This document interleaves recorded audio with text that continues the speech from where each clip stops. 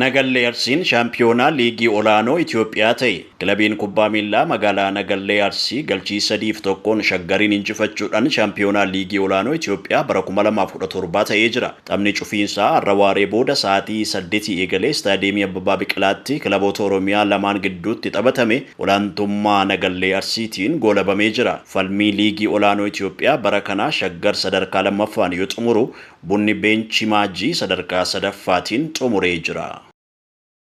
Dhaabbanni giddugala leenjii gaazexeessummaa Diriim barattoota leenjisaa ture eebbisiise.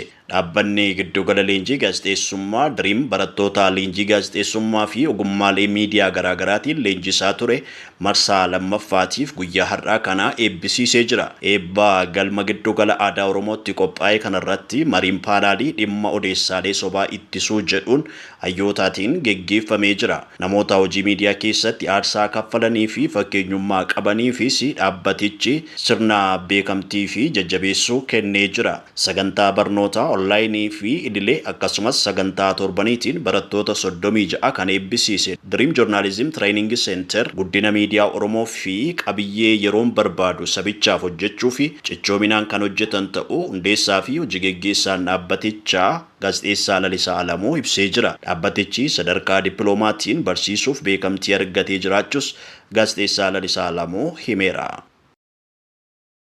Sosochiin Itoophiyaan oomishtuu waggaa 3 dura eegalame gama indaastirii oomishaa guddisuutiin bu'aa jajjabeessaa galmeessuu ministeerri muummee firii Dr. Abiy Ahimad ibsan. Dr. Abiy Ahimad sirna baniinsa agarsiisa Itoophiyaan oomishtuu irratti argamuudhaan ergaa dabarsanii jiru. Agarsiisni idil addunyaa Itoophiyaan oomishtuu guyyoota 5 turu mata duree Itoophiyaan oomishtuu jedhu dhiyeessitoota 288 hirmaachisu bakka ministeerri muummee firii Dr. Abiy Ahimad dabalatee hooggantoonni olaanoon argamanitti baname jira.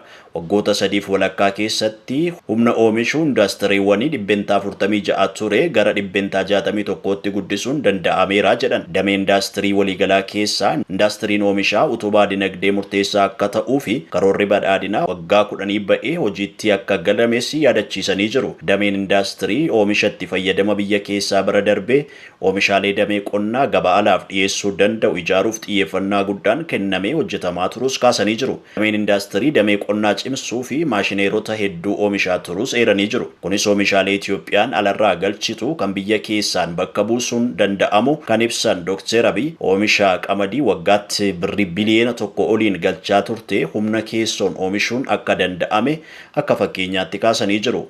Oomisha bunaas gabaa alaaf dhiyeessuu fi hojiiwwan hojjetameen buna toonii 400,000 gabaa alaaf dhiyeessuun galiin doolaara biliyoona 2 argamu himuudhaan oomisha bunaa irratti sona dabaluu keessattis dameen indaastirii oomishaa qooda isaa akka ba'atee dubbatanii jiru. Hojiiwwan damee albuudaa ammayyeessuuf hojjetamaniinis albuudota gabaa alaatti erguudhaan sharafni alaa akka argamuu fi indaastiriin oomishaa akka riqichaatti gargaareera jedhan. Gabaasni kan FBC'ti.